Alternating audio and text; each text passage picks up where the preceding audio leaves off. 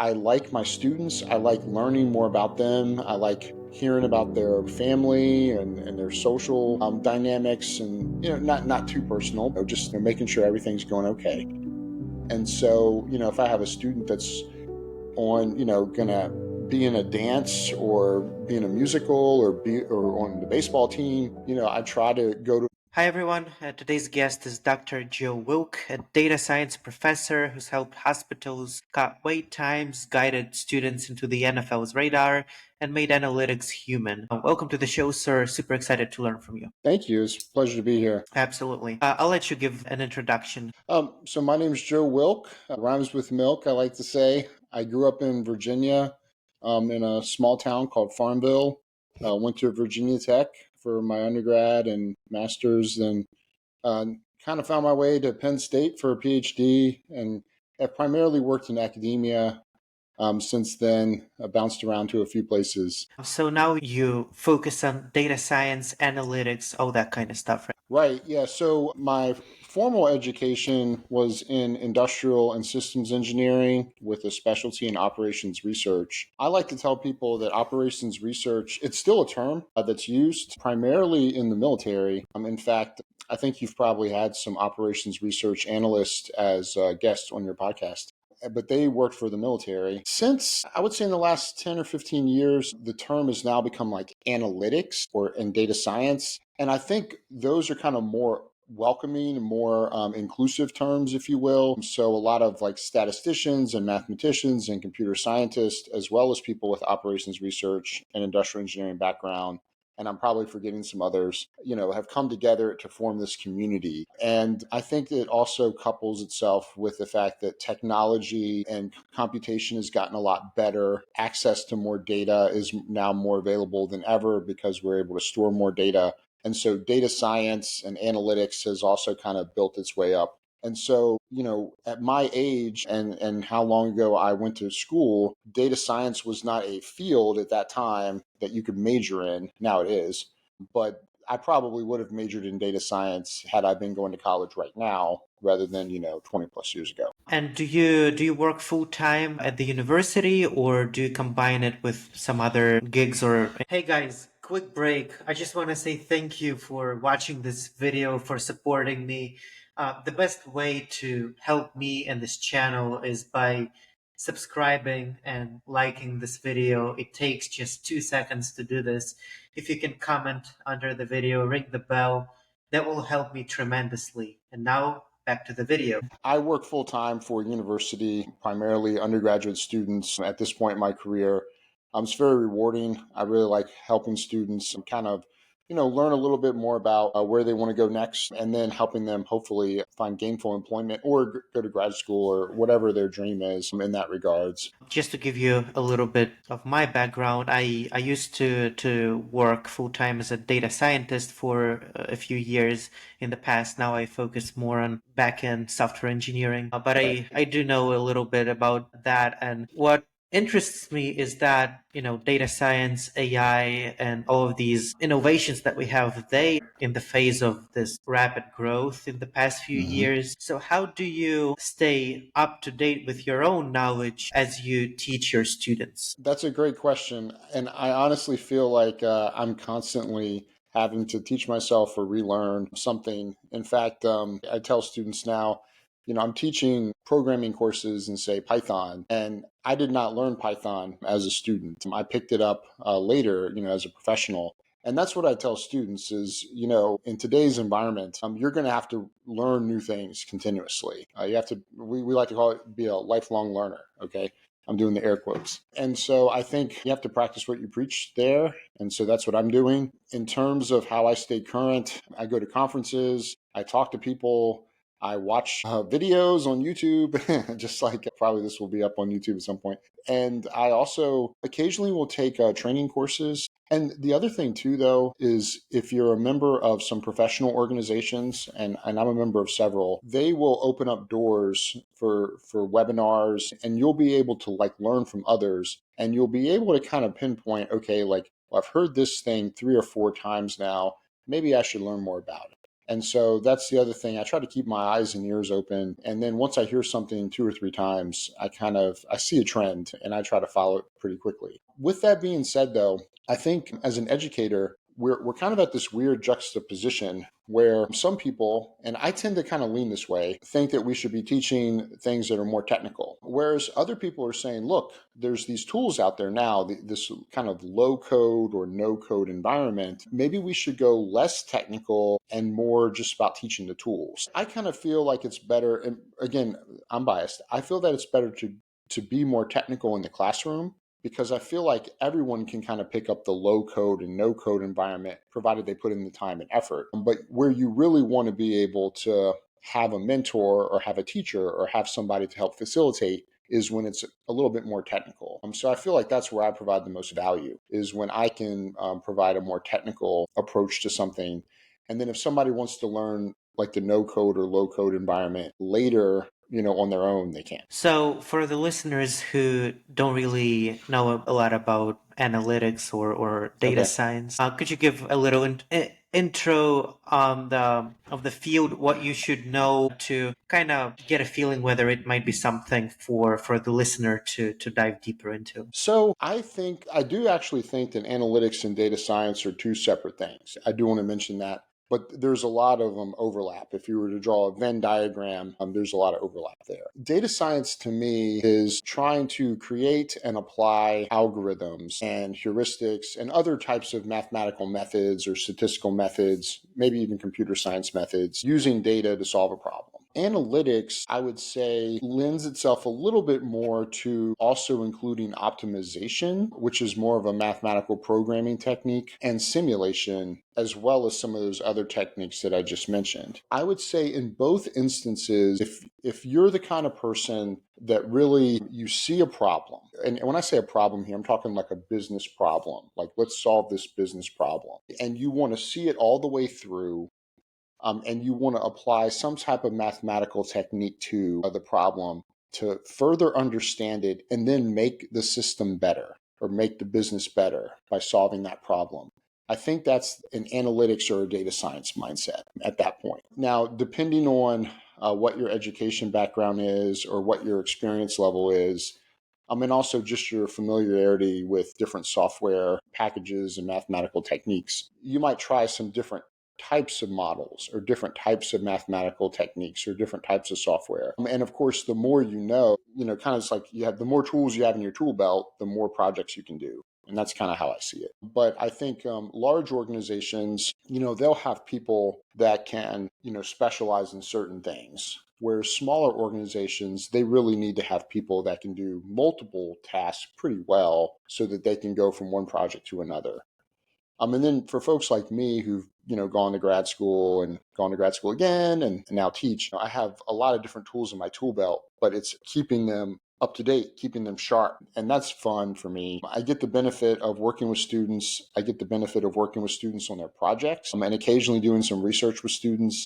Find ourselves playing in all sorts of sandboxes, solving some problems. But you need to know math fairly well to succeed in this field. Yes, you do. This is another debate. The question would be, you do need to know math, but the question is, do you really need to know that fourth semester of calculus or that, linear algebra? And when I say linear algebra, not like the high school level, but kind of the college level. Do you need the college level linear algebra or not? And on one hand, I obviously took those courses. I enjoyed them. I could probably teach them if I had to. But on the other hand, I know people who have been successful as data scientists and analytics professionals who did not take the fourth semester of calculus or take linear algebra. For every math course that you want to add to the list, I can point to a counterexample of someone who's been successful without taking that class. I do think, though, you have to have a mathematical mindset, that you have to have this appreciation for using data and not just forming an opinion, but actually forming a hypothesis and then going and getting the data and testing the hypothesis with sound mathematical techniques. Yeah, yeah, makes sense. You mentioned a little bit about helping your students, making sure the students after they graduate, they find the relevant job. So what Mhm. kinds of jobs do professionals in this field usually take? It can span any industry. And I'm very fortunate that I'm at very strong universities that have a lot of support from career services and other functions on campus. And so it's not that I'm getting the student the job. Okay, like we have people on campus who are professionals in that area that support the students in that way. But what I like to tell people is that in for data science and analytics, it's not like we're just sending them to one industry. They can go to any industry. And so one of the things I'm most proud of is that my students don't all go to the same companies. They in fact they go to they go to a variety of companies. They go into a variety of industries. So you mentioned you're in software development. Occasionally we'll send students into software development. Occasionally, we'll send students into consulting. Occasionally, we'll send students into a financial industry or a bank. Occasionally, we send students into some type of data visualization, type career. The ones that for me, and this is, I like sports. So when I find out that some of my students go into work for like a sports team or like a sports television station, I'm really excited about that as well. Perhaps one of the biggest differences for data science and analytics is that there's plenty of opportunities out there. And you can contrast that. So I have some friends and colleagues that teach in accounting. And for accounting, it's fairly standard. Like if you get your CPA, you either go to one of the big firms or you go to one of the smaller firms. But no matter what, you go to a firm. A little bit different for analytics students. They tend to be able to kind of span different industries and kind of follow their heart's desire. One of the things that I tell younger students, this would be students who are either from, probably in their mid to early 20s, is I tell them, you're going to have options. Think about where you want to live. Like, do you want to live in a city? Do you want to live on the East Coast? Do you want to live on the West Coast? Do you want to travel? And then think about your job search. Don't just say, oh, I want to get any job. Be a little selective. And again, I'm fortunate enough to work at universities that have a lot of opportunities for our students. Interesting. You mentioned sports analytics, a little bit of attention, but I am a baseball fan, and I know you probably watched Moneyball, the movie about Oakland athletics and the analytics and how they used math and data analytics, data science to find the best players and to optimize their game, which in the long run I think wasn't the best thing for the sport as a whole because it wasn't as exciting for the fan. Maybe I'm biased though I love data science, I love math, and I love sports, but I don't think it was the best thing for the sport as a whole. So what's your opinion on that? So, I have several opinions. So, by the way, the book is better than the movie. Sorry, Brad Pitt. And there's also a book that was written probably about 10 years ago. I think it's called Big Data Baseball, and it's about the Pittsburgh Pirates. Ironically, both the A's and the Pirates, they didn't really find the ultimate success. They made the playoffs a couple of times, but then they didn't make it out and win the World Series. I'm going to go back to first principles here. The reason Moneyball and the Big Data Baseball book that chronicled the Pittsburgh Pirates, what those organizations were trying to do was they were trying to compete in a market where they couldn't spend as much money as the other teams. And so how did they had to find advantages. They had to find players that were performing better than what they were paid. And they had to, put a team together, that did that. And Moneyball, the movie, actually shows this in a lot of dramatic ways. But, they figured out that certain types of pitching were better, or certain pitchers were better for what they were trying to do. They also started valuing making sure that players got on base rather than just had a high batting average but didn't walk a lot. The Pittsburgh Pirates, they were one of the teams, and there were other teams at the same time. They were one of the early teams that adopted the shift, and they used it extensively. Now, of course, they've outlawed the shift now in Major League Baseball, but this was, a decade ago or so. The Pittsburgh Pirates were also one of the first teams to start really looking at catching analytics and realizing that certain catchers are basically framing the pitch better. And so they're getting the umpire that's standing right beside them or kneeling right behind them to call it a strike. And so they were realizing that they could value a particular catchers better than others. And so once other teams caught on to this, though, then you still have to keep reinventing the wheel. So do I think this was bad for the sport? I don't.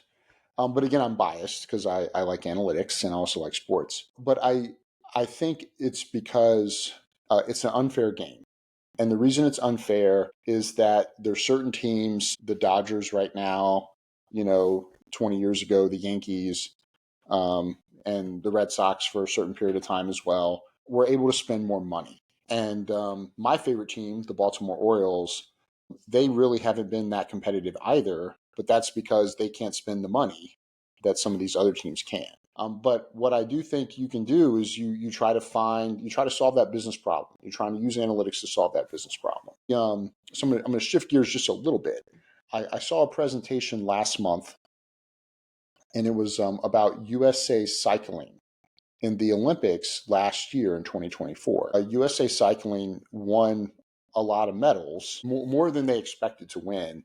And it's because they actually, used analytics and did all the scientific stuff and engineering as well, because they're trying to think about the aerodynamics of the riders and all that stuff. And what is fascinating is USA Cycling has a smaller budget than some of these European teams. And yet USA Cycling won some of these events that they weren't expected to win. And it really came down to the fact that they made some bold moves based on analytics and data science. And they are now telling the world about it. And so they're basically telling the European teams, hey, this is what you have to do in order to optimize your team. And so in that regard, they're basically letting the secret out. You got to stay one step ahead of the competition. So they're telling them what they did in 2024. They're not telling them what they're going to do in 2028 at the next one. Yeah, that's definitely, it advances the sport as well and makes it more competitive. And especially for the low budget teams, organizations, this can be the edge. I want to also shift gears a little bit and come back to your teaching at the universities. How long have you been teaching professionally? So I taught my first class in the summer of 2006 as a graduate student, a PhD student at Penn State. It was a class called Linear Programming Optimization, and it was for undergraduate students, although I do think I might have had one or two graduate students taking the class from outside of the major or something, because it was a senior level course. And I've taught in engineering schools, I've taught in business schools, and I've taught in data science and analytics programs as well. And so I've gone around, if you will. So in almost 20 years, how did your teaching philosophy or approach to teaching has evolved? And were there some permanent, what do you call it, principles, or maybe everything changed? Tell me everything about that. Okay, that's a great question. I will say that I was really naive in 2006. I tried to basically just copy what the best teachers did that I had. And I think it did a good job of copying them. But on the other hand, you need to be your own person when you teach. And so I think as I gained more experience and more confidence, I kind of found my own kind of, method or way of doing things. But I've also moved around a lot. So I've been at several different universities. And so because of that, I've had to teach different courses. And I think that's been a good thing because it's kind of forced me to learn new things, have to teach a new class, have to try something else. I think the biggest change that I've probably made over the last 19 years is I'm always very prepared for class. Okay. That's been true the whole time. But I think I've started being more personable, whereas earlier in my career, I just wanted to focus on, teaching, what I had to teach that day. And, of course I was nice to the students, but I wasn't as personable. Whereas now, I'll learn about a student's, where they're from, or, if we're talking about sports, like what their favorite sports team is. And then if that team loses the night before, I'll tell them, hey, your team lost, haha. I'll get a little more personal with them. Whereas 19 years ago, I was basically just, very professional and didn't get too personal with students. The other thing that's made me change significantly, though, and I'll be honest about this, is COVID. So teaching during COVID, I had taught online before, so I'm not going to talk about the online teaching aspect of it. But I think what I learned during COVID was that you don't need to make a big deal about everything, because, people were sick, people were dying. I had some students who had family members that died, or family members that lost their job, stuff like that. And, at that point, you realize that, my class and that homework assignment that was due last night, not important in the grand scheme of things. And so I think COVID really kind of forced me to realize that, yes, my class is important, but it's not more important than whatever it is that they're dealing with right now. And what is important is their future. And so I've probably become a little bit nicer in terms of helping students, particularly if they're like behind on assignments and stuff like that, since COVID than pre-COVID. Whereas before I was probably more of a stickler, if you will, using that phrase. But now I'm probably more lenient. And I think, honestly, it was just COVID.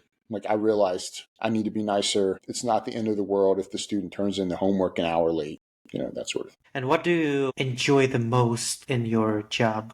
I enjoy a lot of things. Teaching, to me, it's an art. You kind of have to keep at it. You have to continuously improve. I think I can't pinpoint one thing. I like teaching the subjects that I teach because I think they're important. I think a variety of industries values them. I like my students. I like learning more about them. I like hearing about their family and their social dynamics, and not too personal, but just making sure everything's going okay.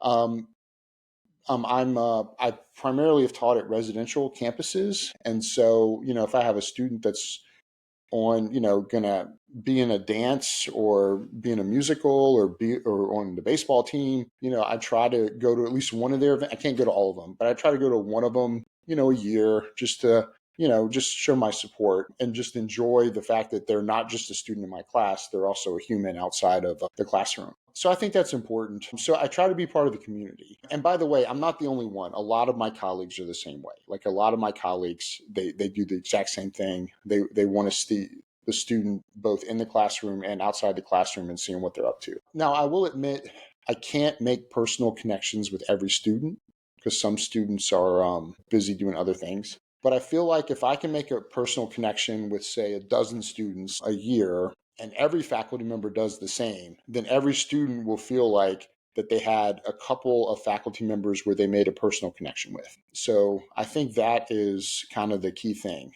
Now, there is one, I'll call it extra credit comment. And that is last summer of 2024, I had the opportunity to lead a study abroad program to Ireland.